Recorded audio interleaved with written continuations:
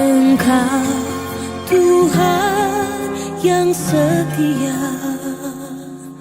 waktumu selalu yang terbaik. Engkau Tuhan sandaranku, dan ku hanya kan berharap padamu. Satu-satunya yang ku andalkan, satu-satunya yang ku percaya. Engkau sumber kekuatan, sumber pengharapan, sumber kedamaian. Satu-satunya yang ku andalkan, satu-satunya yang ku percaya. Engkau Tuhan memberkati, Tuhan penyembuhku, Tuhan pemulihku. Shalom, selamat pagi bagi kita semua, saudara-saudari dalam Tuhan Yesus Kristus. Sebelum kita mendengarkan firman Tuhan di pagi ini, mari kita bersama berdoa. Kami mengucap syukur Tuhan Allah Bapa kami, yang kami sembah, yang begitu maha kasih. Di pagi hari yang indah ini Tuhan, kami ingin sejenak merenungkan firman Tuhan agar dapat menjadi pegangan kami, pedoman hidup kami sepanjang hari ini. Tuhan memberkati firman yang akan dibagikan, agar firman tersebut bisa menjadi firman dan kekuatan baru bagi kami. Ini kami Tuhan, terimalah doa dan permohonan kami. Di dalam nama Yesus Kristus, kami berdoa dan bersyukur. Amin.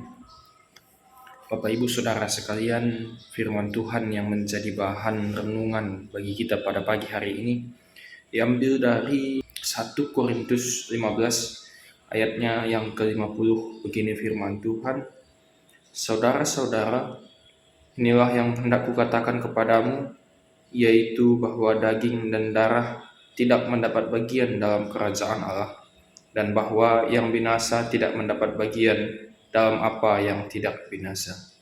Bapak Ibu Saudara sekalian, pasal ini merupakan sebuah perikop di mana Paulus ingin menjelaskan kepada kita, terkhusus kepada jemaat di Korintus pada saat itu, yaitu tentang kebangkitan tubuh. Berbicara mungkin masalah kematian, banyak dari antara kita masih menjadi dilema atau bahkan menjadi ketakutan.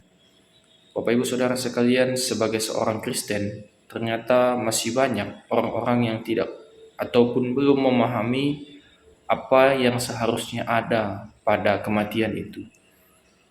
Bertolak dari banyaknya pemikiran-pemikiran Paulus tentang kematian, juga pemahaman-pemahaman yang diberikan oleh Paulus, di mana ketika dia mengatakan bahwa kematian adalah keuntungan ketika bersama Kristus, banyak hal yang seharusnya kita pelajari, terkhusus juga bagi hari ini.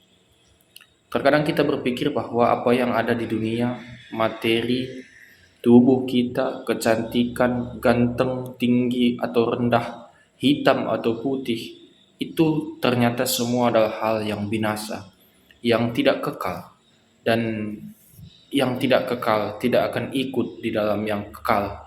Maka dari itu, Bapak Ibu Saudara sekalian yang terkasih di dalam Yesus Kristus, hari ini Paulus ingin meringkaskan kembali pernyataan-pernyataannya tentang kematian, terkhusus mengenai darah dan daging yang selama ini mungkin saja menjadi fokus utama bagi diri kita. Maksud saya, artinya adalah perkataan ini bisa saja menjadikan kita berpikir materi-materi dunia, terkhusus untuk memperindah, mencukupi, ataupun memenuhi kebutuhan darah dan daging kita. Tapi Paulus ingin katakan bahwa darah dan daging tidak akan mendapat bagian dalam kerajaan Allah, karena yang binasa tidak akan mendapat bagian dalam apa yang binasa. Tubuh alamiah adalah darah dan daging, terdiri atas tulang, otot, syaraf, pembuluh darah, pembuluh nadi, serta banyak sekali organ-organ di dalam tubuh. Dengan demikian, tubuh tersebut tersusun dari bagian ataupun komponen yang bisa rusak, bisa hancur, bisa membusuk. Benda yang seperti itu tidak akan berlawanan dengan sendirinya. Bagian surgawi itu tidak bisa binasa, tidak akan pernah layu. Kalau kita baca dalam 1 Petrus 1 ayat 4. Jadi bagaimana mungkin ini dapat dimiliki oleh darah dan daging yang dapat binasa dan akan menjadi layu itu? Tubuh itu harus diubah lebih dahulu menjadi zat yang tahan lama dan mampu memiliki bagian surgawi. Singkatnya, ketika tubuh orang-orang kudus dibangkitkan kembali, akan terjadi perubahan besar dari keadaan mereka sekarang. Untuk itu, untuk sesuatu yang lebih baik, bahkan dari keadaan yang ada pada saat ini. Sekarang tubuh mereka dapat binasa, terdiri dari darah, daging.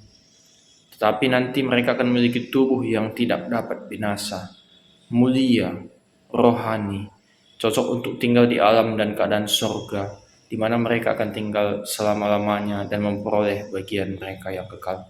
Bapak Ibu Saudara sekalian, kebangkitan tubuh rohani, kita akan meninggalkan tubuh jasmani kita.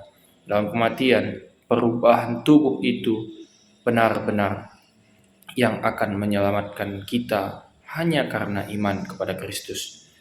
Ada sebuah ungkapan yang mengatakan bahwa kita tidak akan pernah membawa harta dunia di dalam peti mati kita.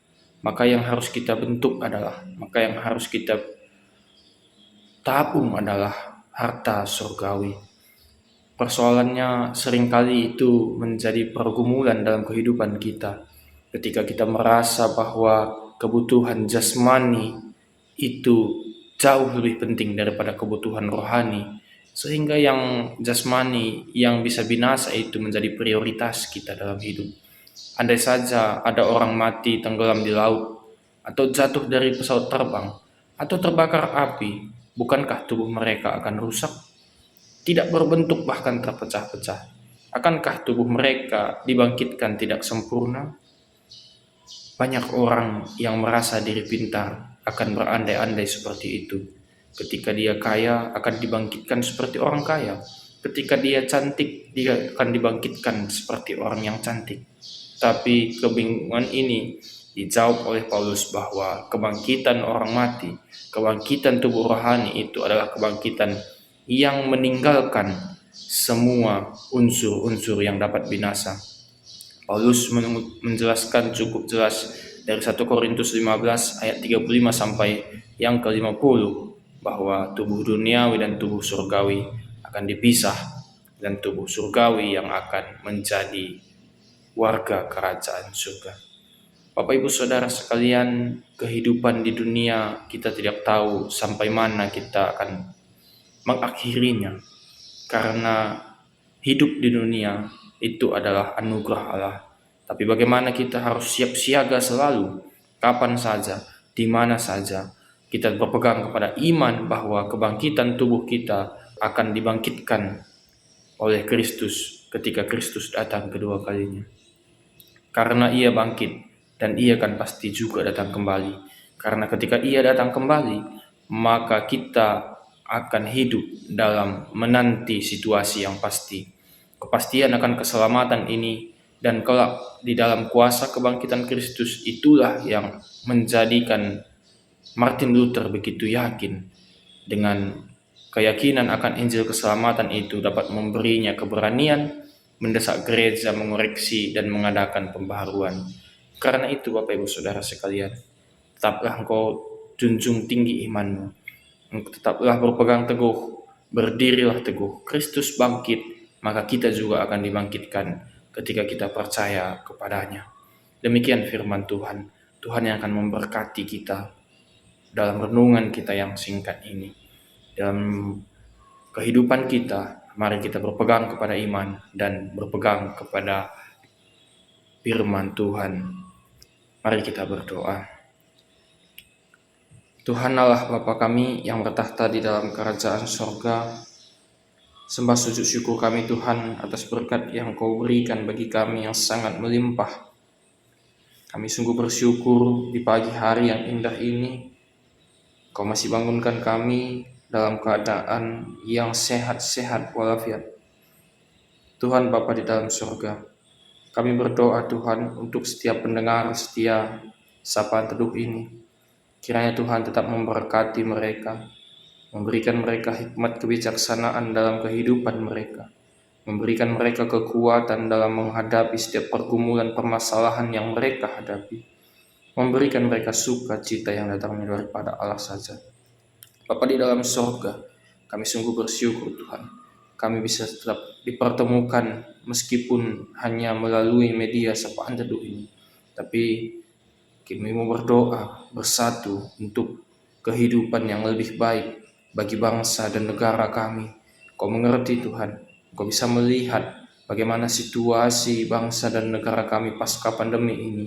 Terkhusus Tuhan untuk persiapan setiap hal yang dipersiapkan untuk pemilihan umum 2024. Ini juga kami ingin doakan.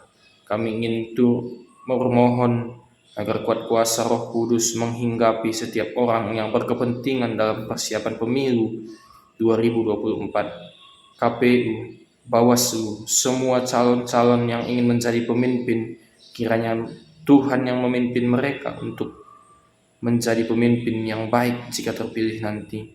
Tuhan juga yang membimbing setiap pemilih agar dapat memilih pemimpin mereka dengan bijak, dengan hikmat yang datangnya daripada Tuhan saja, tidak menerima serangan fajar, sogokan, ataupun apapun hal bentuk yang akan memikat hati mereka untuk memberikan hak suara mereka secara cuma-cuma, tapi mereka harus berhikmat di dalam Kristus yang memberkati mereka untuk memilih pemimpin yang baik untuk memajukan bangsa dan negara kami. Setiapnya Tuhan, Engkau yang memberkati. Kami menyerahkan seluruh warga Indonesia yang memilih pemimpinnya nanti. Begitu juga Tuhan, kami berdoa untuk jemaat GPKP yang menjadi calon legislatif ataupun calon pemimpin daerah, calon pemimpin-pemimpin dimanapun mereka berada. Kau tetap tuntun mereka Tuhan dengan kuat kuasa Roh Kudus Tuhan, agar apapun yang mereka lakukan itu sesuai seturut dengan kehendak Tuhan. Tuhan yang memberkati, Tuhan yang memberikan hikmat bagi mereka.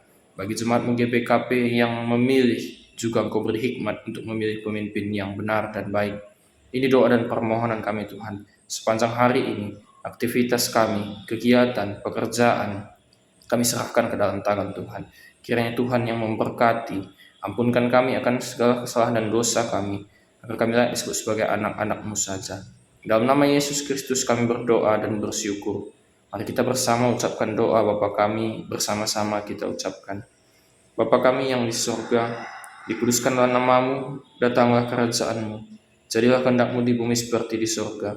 Berikanlah kami pada hari ini makanan kami yang secukupnya, dan ampunilah kami akan kesalahan kami, seperti kami juga mengampuni orang yang bersalah kepada kami.